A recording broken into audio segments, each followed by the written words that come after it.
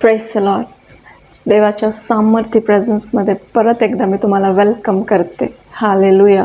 बायबलमध्ये लिहिले आपण बघणार आहोत उत्पत्तीचा 3रा अध्याय आणि 6वं वचन. जर आपण वाचलं त्या ठिकाणामध्ये शैतान सापाच्या रूपामध्ये हव्वेजवळ आला आणि तो म्हणाला, जीवनाच्या झाडाचं फळ आहे ते तू खा.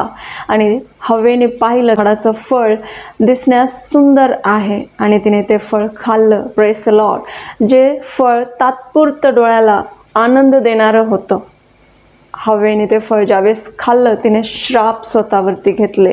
देवाने जे इन्स्ट्रक्शन त्यांना दिले होते की तुम्ही बागेतली सारे फळ खा, परंतु जीवन आणि मृत्यू जाणण्याचं फळ तुम्ही खायचं नाही. Praise the Lord. पण हवेने शैतानाचं ऐकलं आणि ते फळ खाल्लं आणि देवाने जी महिमा, जी ग्लोरी त्यांना दिली होती तिने ते गमावलं. हालेलुया.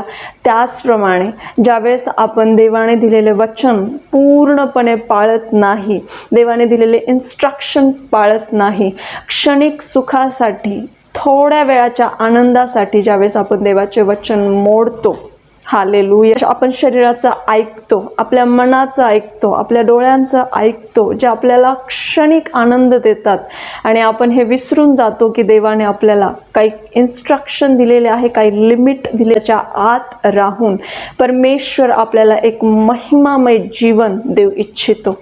हालेलुया. ज्यावेळेस आपण देवाची प्रत्येक वचन ऐकतो, त्याप्रमाणे वागतो, त्यामध्ये परमेश्वर आपल्याला आशीर्वादित करतो, महिमा देतो, उंच करतो. Praise the Lord. ज्याप्रमाणे हव्वेने वचन तोडलं आणि देवाने दिलेली ग्लोरी, महिमा याला ते मुकली, त्याचप्रमाणे आपण जर देवाचं वचन तोडत आहोत, आपण देवाचे इन्स्ट्रक्शन फॉलो करत नाही, तर आपण देखील आपल्या जीवनासाठी, आपल्यासाठी देवाने जी ग्लोरी ठेवलेली, जी महिमा, जे ब्लेसिंग, जे आशीर्वाद, जे ब्रेक थ्रू त्याने ठेवलेले आहेत ते आपण गमावू. Praise the Lord. यामुळे परमेश्वराचे प्रत्येक इन्स्ट्रक्शन, प्रत्येक नियम पाळून ज्यावेळेस आपण देवामध्ये जगतो, तो परमेश्वर आपल्याला उंच करतो. हालेलुया. आमेन.